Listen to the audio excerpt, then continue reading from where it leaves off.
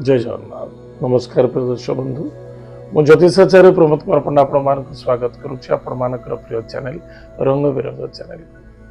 प्रिय दर्शक बंधु जो व्यक्ति मान चैनल को देखुं सब्सक्राइब करना सब्सक्राइब करूँ लाइक करूँ अधिक शेयर करूँ। एवं आसतु जाना मासिक राशिफल 1 जून 2025 ठारू 30 जून 2025 मसीहा एने सन 2025 मसीहार जून मास समस्त अपेक्षा अच्छी जून मासटे केमिति कटिबो जो राशि जो व्यक्ति राशि हूँ कुंभ राशि अन्यथा जो व्यक्ति जन्म लग्न कुंडली रे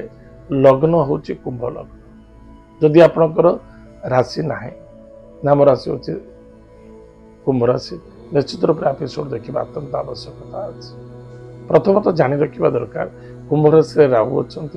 सिंह राशि केतु अच्छा कुंभ राशि ठारू सिंह राशि पर्यंत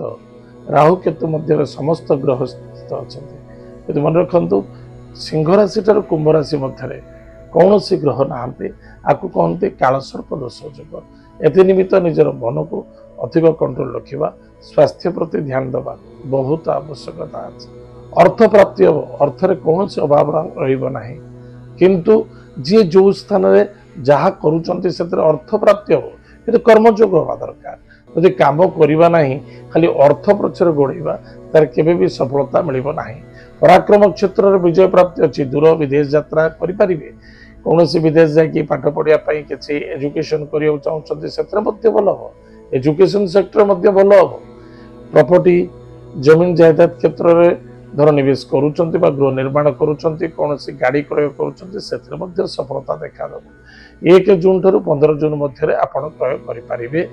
यथेष्ट लाभवान और सफलता मिल। विद्यार्थी विद्या क्षेत्र में सफलता अर्जन करेंगे लव मैटर सफलता देखा कौन सी क्षेत्र में आपण धर निवेश करुँच निश्चित रूप से लाभवान हे धैर्यवान हवा दरकार अच्छे जदि धैर्य ना तो कौन हम से सकाशे बुद्धि विद्या को नहीं गलत रास्तार लगेगा उचित नुहे बुद्धि एवं विद्या को यथार्थ स्थान में लगेगा अत्यंत आवश्यकता अच्छी। पति पत्नी मध्य स्वास्थ्य प्रति यथेष्ट ध्यान दिंतु स्वास्थ्य ही संपद कर्म क्षेत्र में टिके गड़बड़ी हम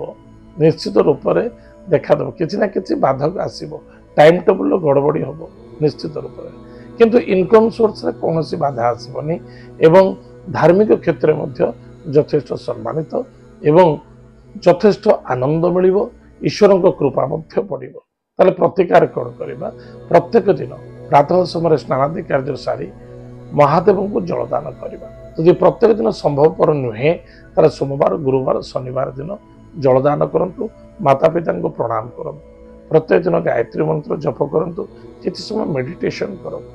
निश्चित रूप से लाभ रे सफलता देखा। प्रिय दर्शक बंधु एत कुंभ राशि व्यक्ति मानक मासिक राशिफल आज तो समय जाए कार्यक्रम को आम ये रखुचु पुणी देखा आगामी जय जगन्नाथ नमस्कार।